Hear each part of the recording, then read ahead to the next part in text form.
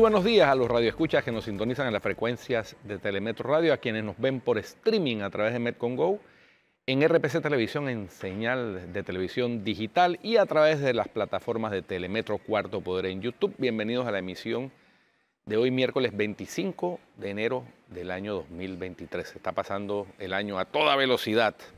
Muy bien, en materia internacional, tres noticias a destacar. Una que es medio internacional y medio local.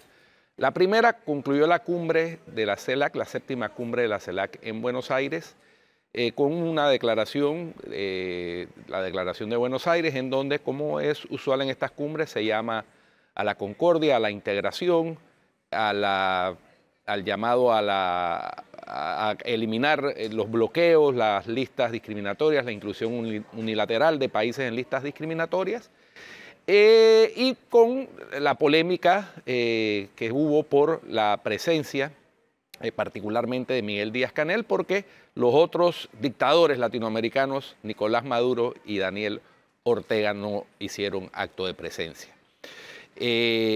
A destacar el llamado del presidente izquierdista Gabriel Boric a liberar a los presos políticos en Nicaragua, a devolver los medios de comunicación a sus legítimos dueños y a que haya elecciones libres en Venezuela en el año 2024.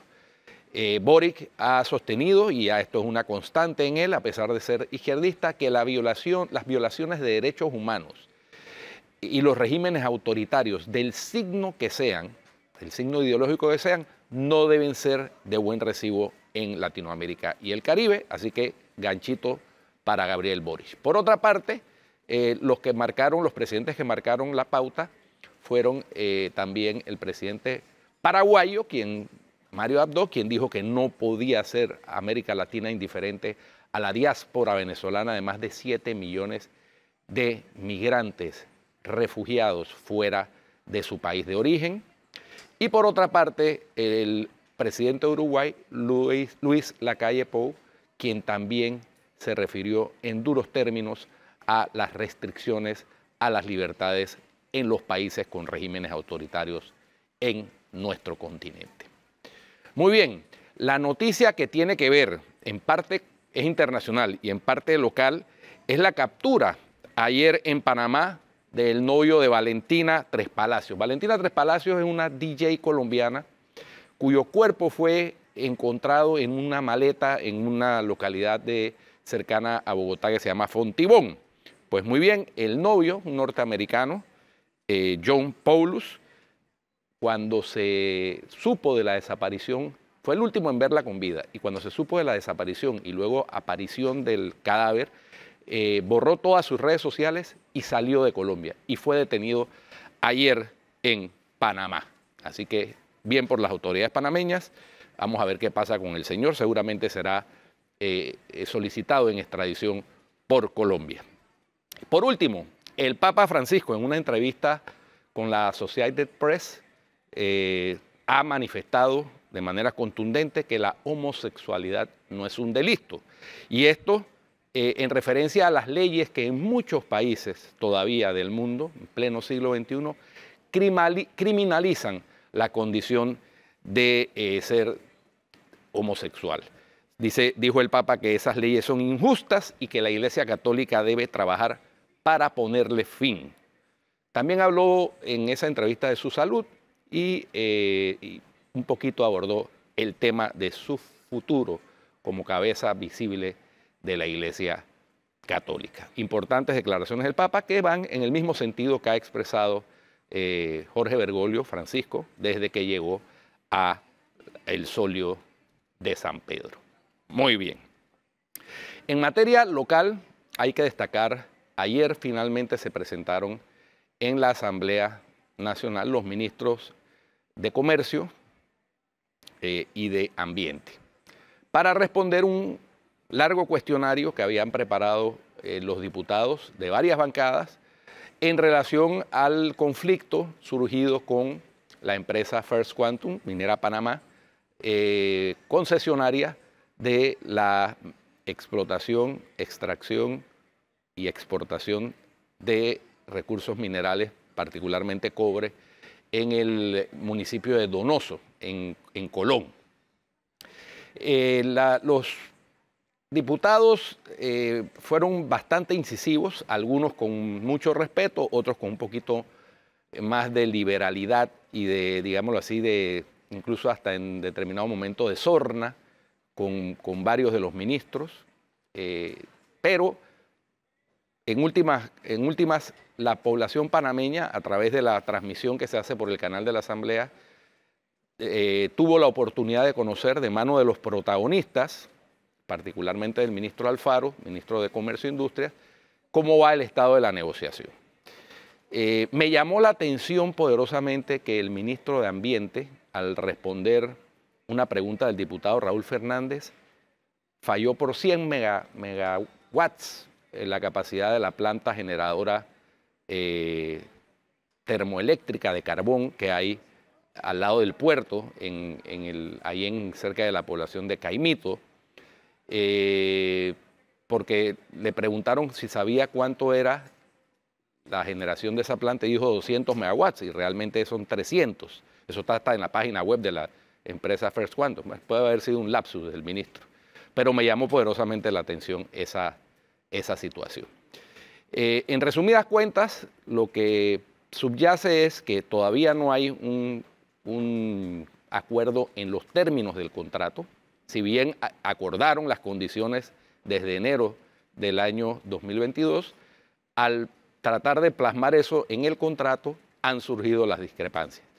Pero la sensación que tengo, salvo mejor opinión, tanto por las declaraciones de ambos ministros como de sus ejecutivos o directivos de los ministerios que también en determinado momento hablaron de los temas técnicos y especializados en cada área, en medio ambiente y en la parte minera, es que el gobierno también está apostando a cerrar un acuerdo lo antes posible. Es decir, aquellos que abogan por erradicar, sacar a la minera, cerrar la mina y que no haya explotación de minería a cielo abierto en esa mina, yo creo que están abogando por una medida un poquito drástica. Me quedó claro, por ejemplo, que la denuncia que hizo Raiza Banfield ayer a través de sus redes sociales de que supuestamente estarían exportando ilegalmente o robándose el mineral, no. Resulta ser que las medidas que ha tomado el MISI, lo explicó el ministro ayer, han sido objeto de recursos por parte de la minera, que evidentemente tiene un equipo legal y de abogados tanto de la propia minera como abogados locales y también externos que la asesoran en materia de las medidas que debe tomar para tratar de neutralizar las medidas que ha tomado a la vez el gobierno. Entonces, mientras esos recursos no se resuelvan, pues la mina sigue operando como es apenas natural, en un Estado de Derecho. A lo mejor en Rusia, en Corea del Norte, en Cuba, en Venezuela, en Nicaragua, ya la mina estuviera cerrada. Pero en un Estado que se supone que es de derecho como Panamá, ante una medida administrativa como la que determinó el Ministerio de Comercio, hay acciones legales que tomar y efectivamente la mina las ha tomado, según dejó saber ayer el ministro de Comercio, y hay que esperar que esa instancia administrativa se cumpla, se agote. Entonces, en ese caso, la orden de entrar en cuidado y mantenimiento todavía no está ejecutada. Eso fue lo que me quedó muy claro. Sí, es cuestión de tiempo, porque si no hay acuerdo, en algún momento van a tener que ejecutarla. Y en ese instante, entonces, bueno, claro, también la minera tendrá cualquier cantidad de recursos a su disposición, aún sin llegar a algún tipo de acuerdo, para evitar que se ejecute la medida. Guido, yo creo que... Incluyendo el arbitraje internacional. Exactamente, yo creo que aun cuando está ahí sobre la mesa esa medida, dificulto que se ejecute tan rápidamente. O sea, cuidado y mantenimiento. Sí, el tema de cuidado y mantenimiento, porque es que sí hay una serie de recursos. Acuérdate que es una resolución y es una resolución administrativa por parte del Estado, y ellos, como garantes de una concesión administrativa que puede estar en disputa en este momento, pero tienen que garantizar también la seguridad laboral de las personas que están allí y la continuidad del negocio. Entonces, obvio que eso es un tema de litigio, eso no se resuelve simple y sencillamente porque no estamos en un país de derecho. O sea, si estuviéramos en un país como Venezuela, en donde llegan y expropian cualquier tipo de negocio es otra cosa. Mano militar. Pero estamos en un país de derecho, entonces... Así como Ortega expropió la prensa en Nicaragua. Llega y... ¿te acuerdas Hugo Chávez en su momento? Sí. Funciona, le decía al ministro, exprópiese. Y se expropiaban... Por televisión. Por televisión expropiaban fábricas. A mí me tocó ver un discurso de sí. eso en marzo del 2007. O sea, ¿tú te imaginas? Curiosamente, yo estaba en una reunión de medio año de la Sociedad Interamericana de Prensa en Caracas y prendo el televisor y estaba Chávez en uno de esos discursos maratónicos y ordenó la expropiación de unas tierras en los llanos de Venezuela. Una empresa de arroz, ministro, exprópiese. O sea, y desde ese momento se expropiaba. Bueno, eso se hace en un Estado autoritario. Claro. En un Estado de Derecho no puede hacerse de esa forma. Se cumple con el debido proceso y el debido proceso incluye toda la ventaja procesal necesaria para garantizar a ambas partes esas libertades. Y aquí cabe obviamente una serie de recursos que tienen que aplicar los abogados de la minera antes de que se llegue a ejecutar esa orden. Ahora, yo sí creo que ese contrato, que además ayer advirtieron los diputados, también me llamó la atención, advirtieron que ese contrato, recordaron pues que ese contrato tiene que pasar por la Asamblea para ser aprobado o rechazado, no puede ser modificado. Todos estamos enfocados en qué se está negociando, perdiendo de vista que eso después tiene que ir a la Exactamente. Destruir. Y puede haber una segunda negociación allá. No, porque no pueden cambiarle nada, pero sí puede haber una segunda negociación. Claro que sí. O sea, la negociación es para aprobarlo o rechazarlo. Igual el presupuesto del canal. No entonces, créeme que esa negociación no va a cambiar una sola letra del contrato, no. Claro. Va a cambiar entonces, otras cosas. Yo creo, salvo mejor opinión, que lo más razonable, lo más responsable, tanto para el Estado como para la minera, en consideración a la inversión que ha hecho ahí y sus accionistas, es llegar a un acuerdo, ¿no? Claro. Que sea ganar, como ambas partes han expresado. Lo que pasa es que no se han terminado de poner de acuerdo en los términos de lo que debe estar escrito en el contrato para que se produzca ese escenario. El vocero de la mina habla de mínimos y máximos. Ellos no hablan de topes, ellos hablan de balance en el régimen fiscal y dicen que en otros países no hay un mínimo, pero que si ya lo va a haber también tiene que haber un máximo porque el Estado no está poniendo, no está asumiendo el riesgo para obtener los beneficios. Eso.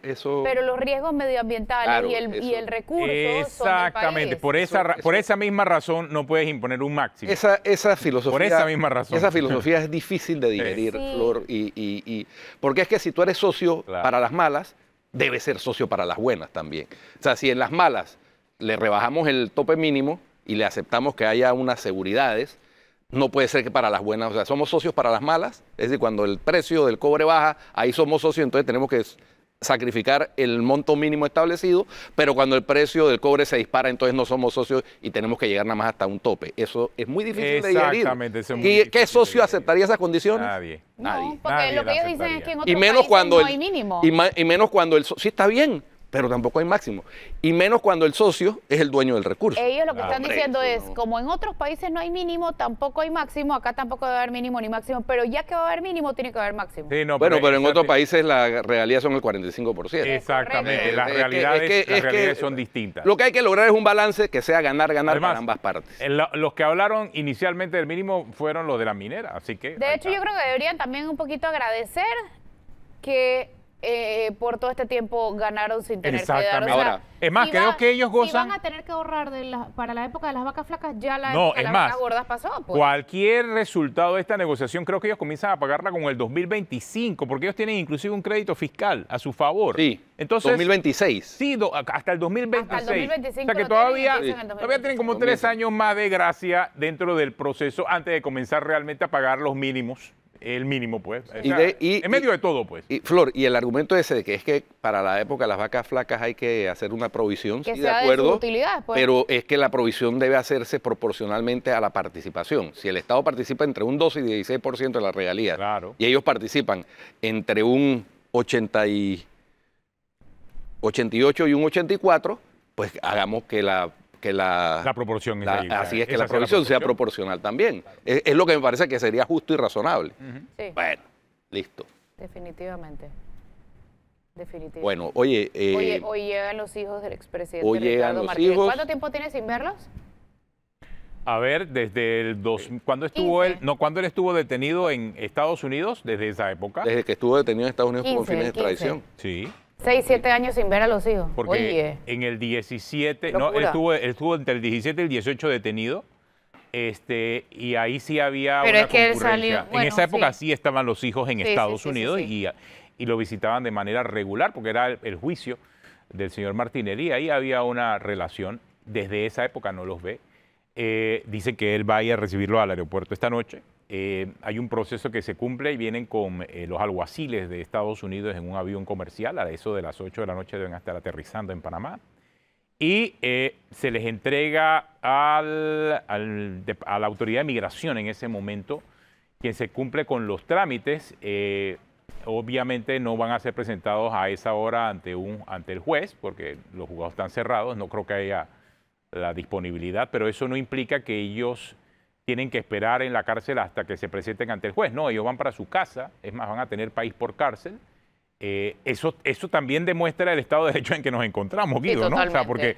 porque no estamos hablando de un Estado autoritario. Aquí hay garantías para todas las partes dentro de un proceso y ese es el vivo ejemplo. Ellos claro. interpusieron las respectivas Pagaron su fianzas. fianza. Finalmente, a pesar de Consignaron un su comunicado medio Pero críptico ahí del órgano judicial la semana pasada, la consignaron. la consignaron y bueno, Unas fianzas altas, eso sí. y fianzas altas para no ser Altísimas. detenidos. Ujú. Y como una orden de detención que había era con fines de extradición, perdió objeto, porque Totalmente. era con el fin de extraditarlos hacia Estados Unidos que lo solicitaban. Ellos pagaron $2 millones de fianza, consignaron 2 millones por el caso de Brecht, consignaron 5 millones por el caso Blue Apple. Pero eso no significa que no tengan que hacerle frente a los dos casos en que están Ana Matilde Gómez te llamados explicaba a esta juicio. mañana también que podrían revocarles esto y llamarlos de una vez a juicio, tomando en cuenta que estuvieron prófugos. Sí, pero no veo dentro del órgano judicial en este momento esa capacidad. Eso tendría que hacerse a petición del Ministerio Público. Así es, en todo caso. exacto. Y analizarlo por parte del Y es órgano. más, y escucharon ayer las declaraciones del procurador, él dijo, bueno, ya esto está en manos del órgano judicial. Está en el órgano judicial. Él no No se van actuó a meter. proactivamente en el proceso. por cierto- esto avanza al ritmo que avanza en el órgano judicial. Por cierto, finalmente el procurador Javier Caraballo habló sobre el tema de la extinción de dominio y abogó por la A extinción de favor dominio. de la extinción de dominio. No olvidemos que antes de llegar al Ministerio de Seguridad eso lo tenía el Ministerio Público, Sí, correcto. antes de que se politizara Y el yo tema. creo que ese es un giro que toma esta Terminó- discusión porque es que le correspondía a la Procuraduría realmente. O está ocurriendo lo que tú Más que al acabas Ministerio de de mencionar, que se ha politizado un tema que es meramente técnico. Sí, Se terminó politizando. sí. Y entonces ahí es donde vienen otros Yo problemas pienso que el relacionados. Ministerio de Esto es Seguridad un tema ha político. podido colaborar en la difusión de la importancia de la ley, más no dirigir la promoción. Es que y el esto no es un impulso de la tema, ley. esto no es un tema político, es un tema técnico. Correcto. Si bien, Y debió manejarse como cualquier Claro. otro tema técnico en la Asamblea. si bien la amenaza del crimen organizado, sí, ciertamente amenaza la existencia misma de los estados y podría considerarse que sí es un tema de seguridad nacional, no deja de ser un tema estrictamente judicial, la persecución del crimen y de los bienes en este caso, que según la nueva jurisdicción que se propone de extinción de dominio, porque eso incluso es una jurisdicción del órgano judicial, no del una Ministerio instancia Público. administrativa del Ministerio de Seguridad. Entonces le correspondía, como efectivamente ha estado desde el inicio, Claro. propuesto por el Ministerio Público, Ana Belfond en su momento, luego Ana Matilde Gómez como diputada, pero ex procuradora, y luego el Ministerio Público nuevamente, creo que Kenia Porcel también, pero luego en esta administración fue el ministro Ahora, ¿por qué, de Seguridad. ¿por qué ha ocurrido de esa forma? Pues se desconoce y al final pues terminó politizándose un tema técnico. Y esa es la consecuencia en la cual nos encontramos. Oye, 14 huecos en la calle República de la India. Había uno que estaba en prospecto y ya hoy ascendió de categoría Oye, y por cierto, a la categoría de hueco. Mira, ahí tengo un video hablando de los huecos del Ministerio de Obras Públicas. Mira lo que descubrió una reportera ciudadana. Un vehículo del Ministerio de Obras Públicas es utilizado para enseñar a manejar, no se sabe a quién, en horas laborables, allí en los estacionamientos de la calzada de Amador. Mira Ese lugar qué se utiliza tal. para como parte de las enseñanzas de las escuelas de manejo. Bueno, ahí apareció o se grabó específicamente un vehículo del Ministerio de Obras Públicas en horas laborables y parece que estaba enseñándole a manejar. No sabemos si a alguien del Ministerio de Obras Públicas o a algún familiar de alguien, no se sabe. Se pensó en un momento que era un carro de inspección, tú sabes, porque parte de la calzada de Amador también sirve para, también debe ser, es responsabilidad del Ministerio de Obras Públicas, ¿no? Pero después la persona se dio cuenta que no era ninguna inspección, sino que estaba enseñando a manejar a alguien. Qué bien, ¿ah? Oye, pero independientemente de qué excusa vaya a dar el Ministerio de Obras Públicas, que ya me imagino que puede ser desde la categoría, que no es que era un aprendiz de manejo del Ministerio de Obras Públicas. Yo creo que los ministerios cuando contratan choferes deben saber manejar. Deben tener licencia. Claro. ¿No? Porque Claro. eso no es una escuelita de manejo. Sí, parece que bueno, lo del MOPE es una escuelita de manejo. Quizás están enseñándole a manejar para poder sortear la cantidad de obstáculos en las calles, porque es que hay tantos huecos que manejar ahora parece una carrera de obstáculos. No sabemos, pero esto es competencia de Contraloría, que debe tomar el número de placa del carro para saber qué hacía un carro oficial a esa hora en el área del COSUB de Amador con presuntamente porque no estamos seguros si es que estaba enseñándole a manejar a alguien, pero casualmente que estaba en la misma área donde se dan las clases de manejo. Y a velocidad bien lenta. Una velocidad sospechosa. Sospechosa. Pareciera de aprendiz. Pareciera de aprendiz. Sí, bueno. Pero bueno, Contraloría pudiese tomar cartas en el asunto. ¿Tú crees que Contraloría lo haga? El Contralor, mientras no salga de su burbuja de que en este gobierno no ha habido corrupción. Ah, sí. Todos los que han denunciado o hemos denunciado actos de corrupción. Estamos todos locos, somos Lucas. unos locos. Sí. Somos unos locos. Ahí está el número de placa ahí para que Mira, tome nota. Clarito. Bien clarito, pues. Bueno. Cosas que pasan, Flor, cosas que pasan. Panamax. Oye, y hoy la prensa tiene una publicación en portada y que pasa a las páginas interiores muy interesante sobre el estilo de vida de ricos y famosos de un par de ministros. Yo vi y Qué ambos bonito, ministros ¿ah? debiesen estar aclarando lo que ahí se dice. Son las 8:26 de la mañana, ni uno ha salido todavía. Porque realmente hay unos señalamientos muy específicos acerca de los gastos de estos funcionarios, de los ingresos de estos funcionarios y de los movimientos de estos funcionarios, que no se sustentan obviamente con el salario funcionario que tienen. Y incluso uno de ellos, el juzgado ejecutor del IFARU, lo secuestró. ¿Sí? Por no pagar un préstamo con el cual supuestamente estudió, que no se ha graduado. Yo Hace no entendí unos bien 10 cómo es la años cosa, aproximadamente. Pero bueno, curiosa esa información. Ayer, por cierto, participé, o acudí más bien, a una celebración que hizo el capítulo panameño de Transparencia Internacional en conjunto con IPANDETEC, que es la ONG que promueve la protección de datos.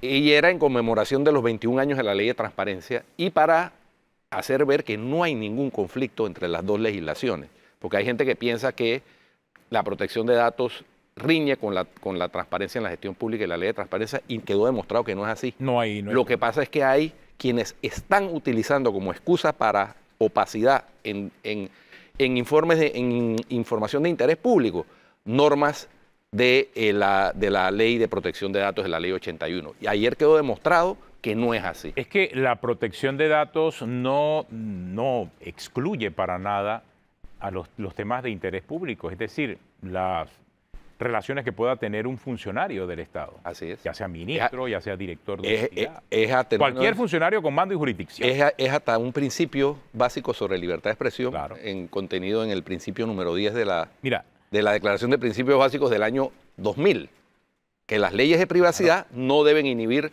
la difusión de información de interés público. Y yo creo que allí hace falta mucho en el caso panameño de legislar en función de esas normas de interés público y lo que representa el interés público. Entonces, bueno, queda en la responsabilidad ciudadana y también de nosotros los medios de comunicación de señalar ese tipo de situaciones que se dan, ¿no? Sí. Bueno, ayer incluso se cuestionó un poquito por parte de la joven de Lía, de IPANDETEC, el tema del caso del medio digital. La verdad, recuerdan que fue objeto de una sanción y todo. Sí.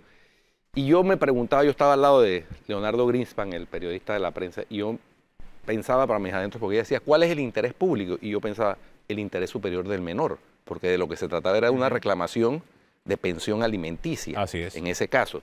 Entonces ahí hay un interés superior del menor que es un interés social, no es un interés particular de la madre solamente. Entonces quedé con la inquietud, pero ustedes saben que eso es objeto de discusión en la doctrina jurídica, ¿no? Pero sí, y mira, y en cuanto a los temas de difusión de temas de interés público, sí yo creo que todavía en Panamá estamos en pañales. Hay mucho debate, inclusive las propias autoridades judiciales muchas veces no están sintonizadas, y lo veo en función de lo que estamos viendo con la epidemia de secuestros civiles por temas de calumnia e injuria que se están dando. Yo el otro día entrevisté sin límite de monto y antes de tiempo. Es parte del sistema, es parte del sistema, correcto. o sea, así funciona, pero claro, lo que ocurre es que ahora se está haciendo funcionar en temas de calumnia e injuria. Antes, pues, se daba, y es muy común en el derecho comercial, o sea, cuando tienes algún tipo de deuda, que eso proceda. Pero hay quizás una justificación mucho más clara, tangible. Pero en los casos de calumnia e injuria, obviamente el mismo juez que atiende ese caso de deuda te atiende un caso de calumnia e injuria y no termina discerniendo una cosa con la otra.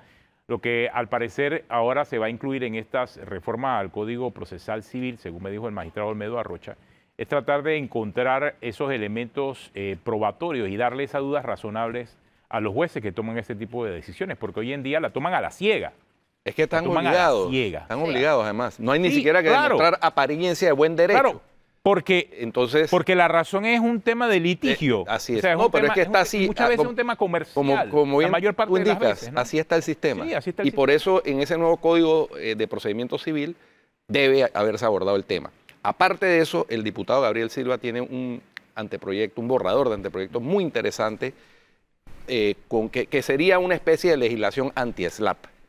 Sería primera vez para evitar las demandas temerarias que buscan es acallar, abuso del sistema. Acallar a medios, acallar a activistas, desactivarlos, porque no pueden cargar con el peso que conlleva hacerle frente a un proceso judicial. Y es válida porque ya se abrió la puerta de saber de que, espérate, a través de un secuestro civil, yo puedo callarle la boca a cualquiera que me esté causando algún tipo de incomodidades. Y esto aplicaría no solamente a los temas de calumnia e injuria, mira hasta dónde puede extenderse eso, hasta un problema individual civil, porque la calumnia e injuria la vemos muy comúnmente en medios de comunicación, pero ojo, la calumnia e injuria también puede ser más de 2 personas y hay una calumnia e injuria. Las conversaciones en chats, todavía no hemos entrado en eso, pero en otros países las conversaciones en chat ya son objeto y tema de calumnia e injuria. Una conversación en un chat en donde había 3 personas en un grupo de chat y termina siendo una calumnia o una injuria. Imagínense eso aplicado a los procesos, por ejemplo, de un negocio laboral, un problema laboral dentro de una empresa. Entonces termina siendo la figura del secuestro civil una manera de coartar la libertad de expresión o coartar el debido curso de un proceso legal para cualquier individuo. O sea, miren los alcances que esto puede tener. Así que creo que a nivel del Código Procesal Civil pareciese que se van a hacer algunos tipos de ajustes en esa materia, porque hoy en día quizás nadie lo había hecho, nadie se había atrevido, pero basta con que uno lo haga, se abre la puerta a un montón de gente que también ve en eso una oportunidad para comenzar a presionar y a coartar libertades, ¿no? Bueno, oye, vamos al cambio y regresaremos con nuestro invitado, como anunció ayer Atenógenes. Tendremos hoy al presidente del Partido Popular, Daniel Brea, para hablar de todo este tema de las alianzas y todo esto que se está comenzando a mover. La posibilidad de que postulen a Martín Torrijos en el Partido Popular. Ya hablamos. También. Bueno, vamos al cambio. Volvemos con más.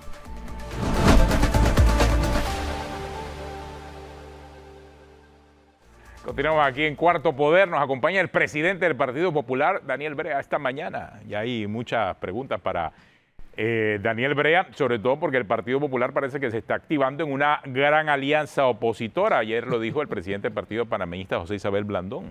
Buen día, señor Brea. Buenos días. Gracias por la oportunidad nuevamente. Usted la semana pasada dijo que Martín Torrijos podía ser postulado por el PP. ¿Él sabía que usted iba a dar esa declaración?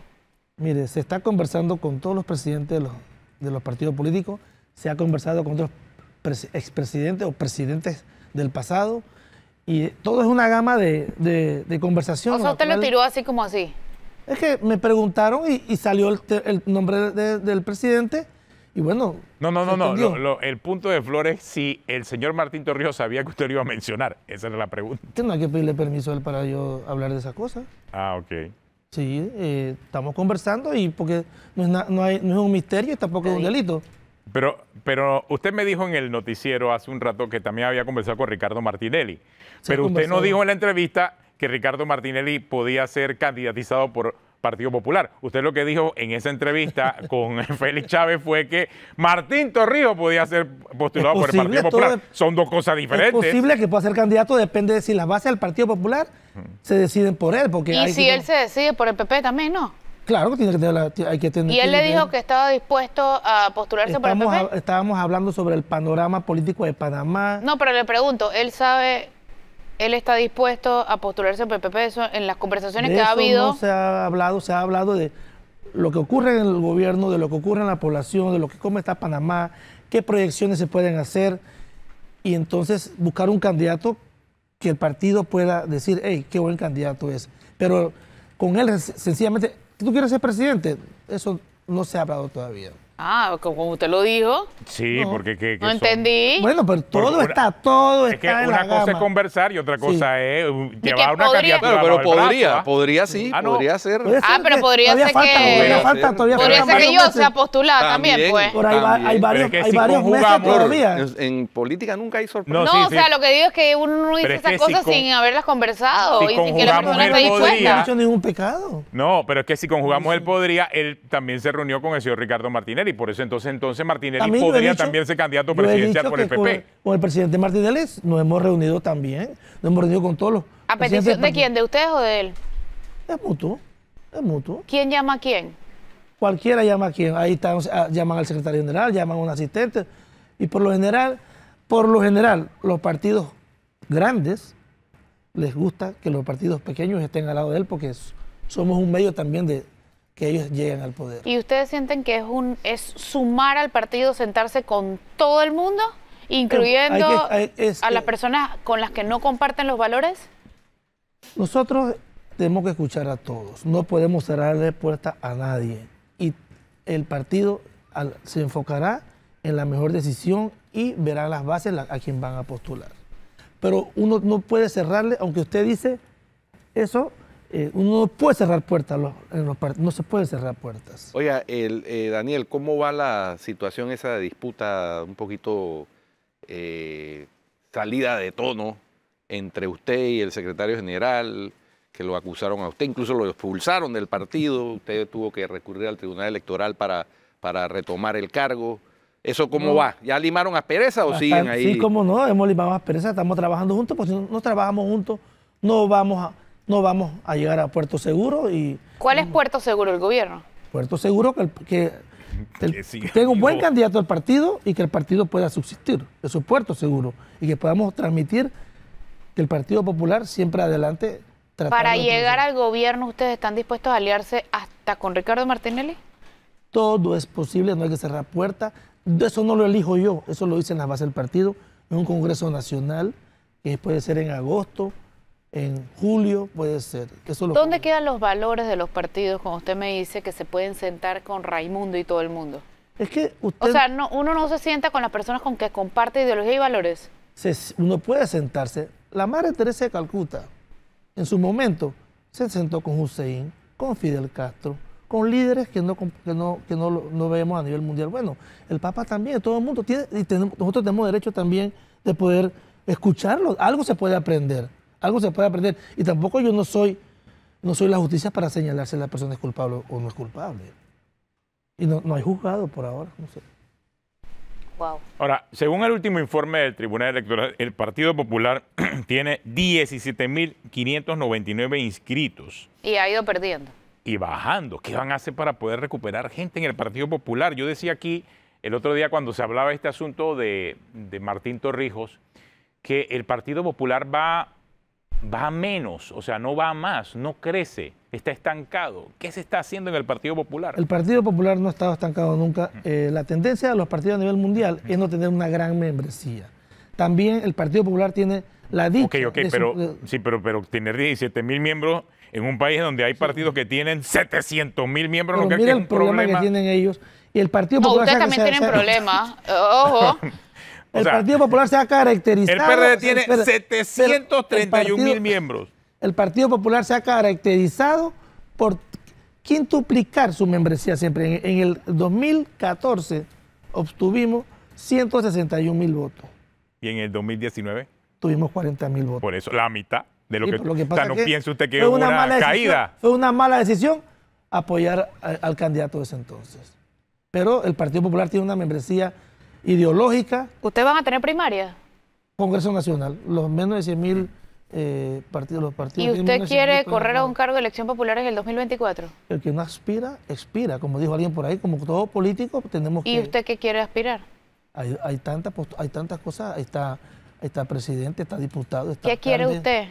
Yo sé que hay Todavía- varias cosas. Sabemos, todos aquí sabemos que hay varios cargos. ¿Cuál quiere usted? Todavía Es la no se- pregunta. todavía no sabe. Todavía la consulta hay que hacerle a la familia. No, debe ser tema de alianza, me imagino, ¿no? Porque, Todo es Por eso posible. se porque en sienta una con todo el alianza, mundo. pero no, disculpe que me rija, pero realmente el Partido Popular llega a una alianza con 17.000 adherentes.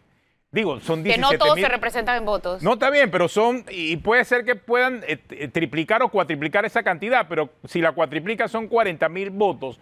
O sea, no llega en las mejores condiciones a cualquier alianza. Entonces, ¿qué pueden ustedes resguardar? ¿Qué ofrecen ¿O ustedes? qué ofrecen ustedes diferente? Nosotros- por eso para veía que- el para tema que de la usted vea, candidatura de Martín Torrijos para como que una usted opción, vea, ¿no? Para que usted vea, nosotros en cada punto del país tenemos una representación a alguien. Siempre. El partido tiene 62 años de existir y nosotros tenemos en cada punto de la geografía nacional alguien que nos represente.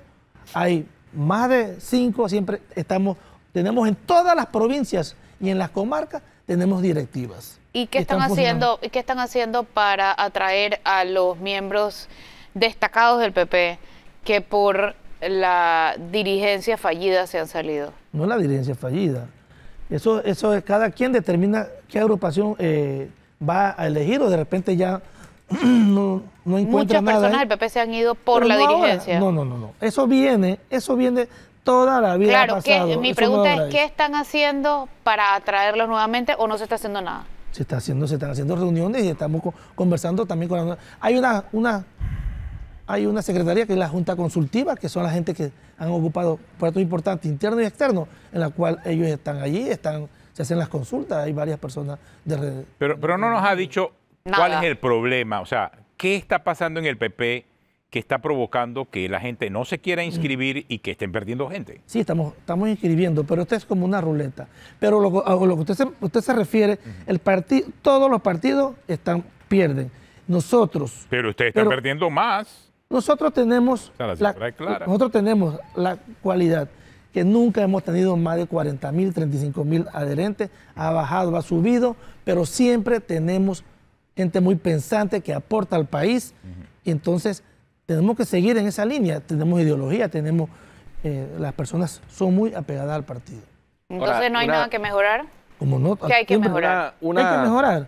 El partido tiene que mejorar, proyectarse con un buen estandarte que pueda llevar a Panamá a puerto seguro, que se pueda disminuir la palabra corrupción, que pueda haber inversión nacional, extranjera, que se pueda mejorar el problema de la mina, resolver el seguro, que es catastrófico. Así que todo eso involucra los planes que hay. Señor Brea, en Panamá hay dos partidos, hablando de ideologías políticas, hay dos partidos que están adscritos a la Internacional de Partidos Populares y de Centro. Y son el Partido Panameñista, o voy a ponerlo en orden, el Partido Popular primero, que era la antigua democracia cristiana, y el Partido Panameñista.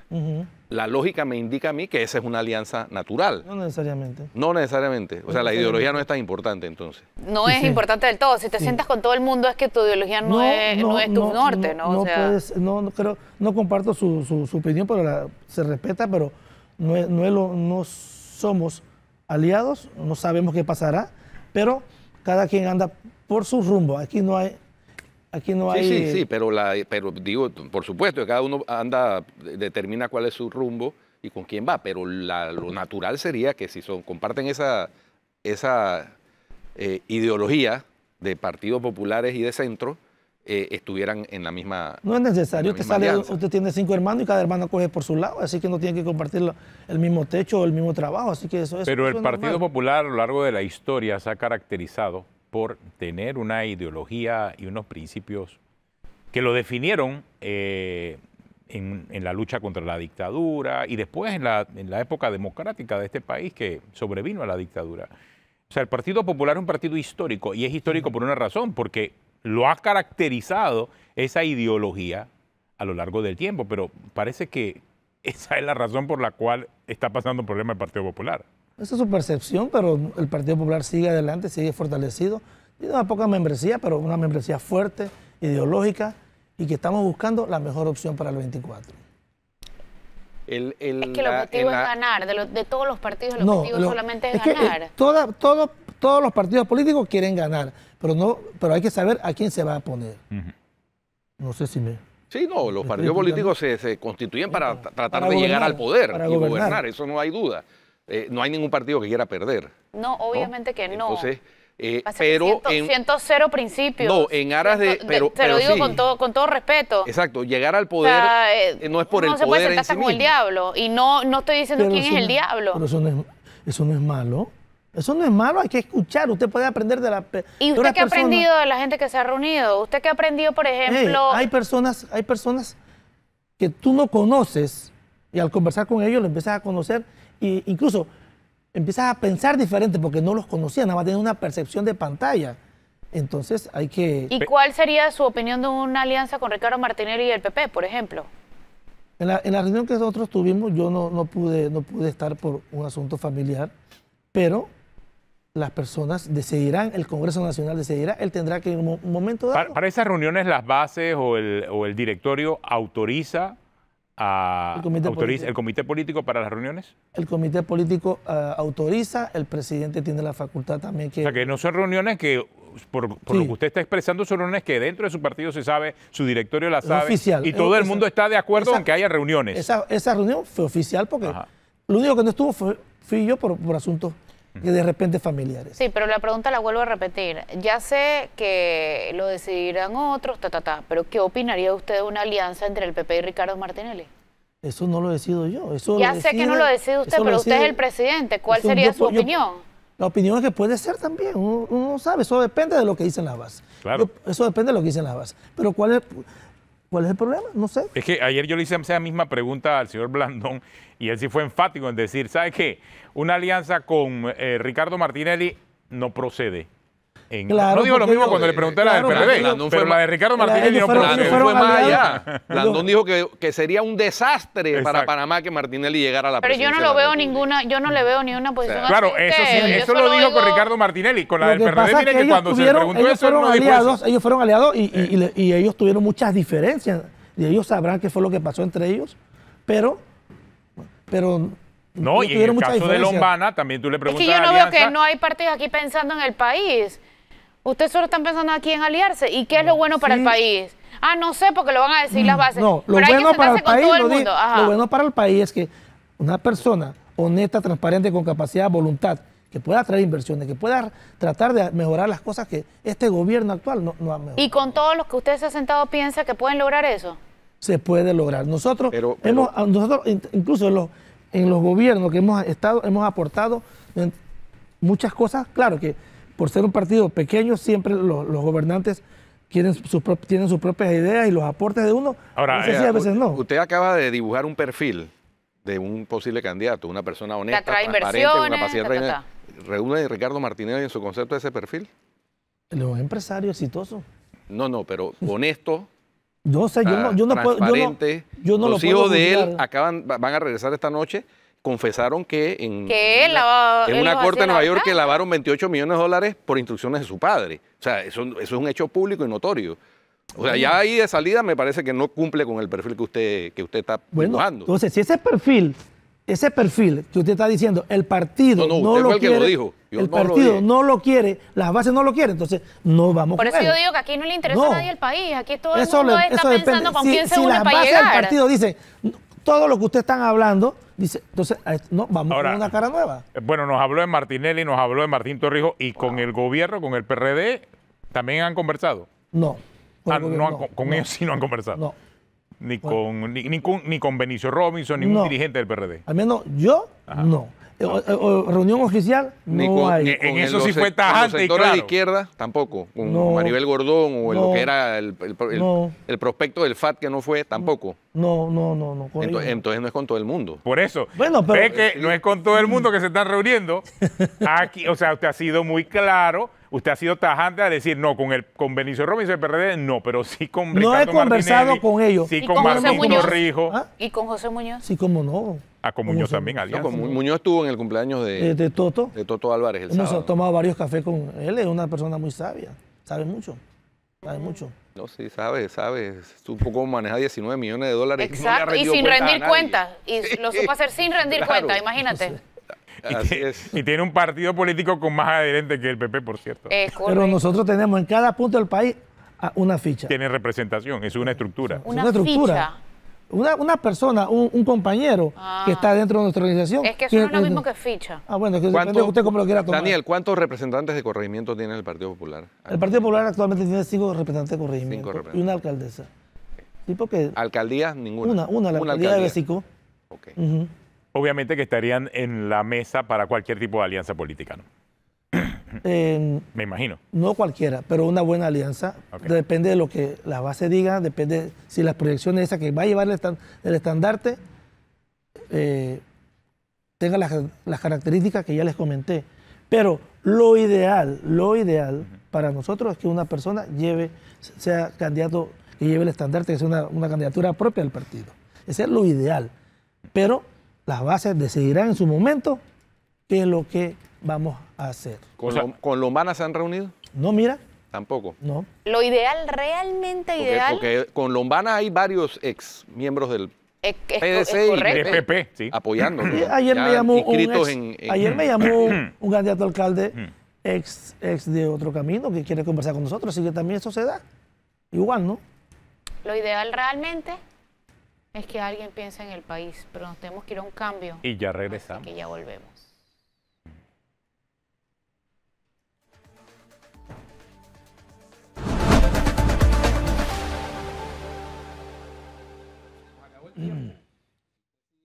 De Metro Radio y en RPC Televisión en señal digital, siga con El Brunch. Hasta mañana. Chao.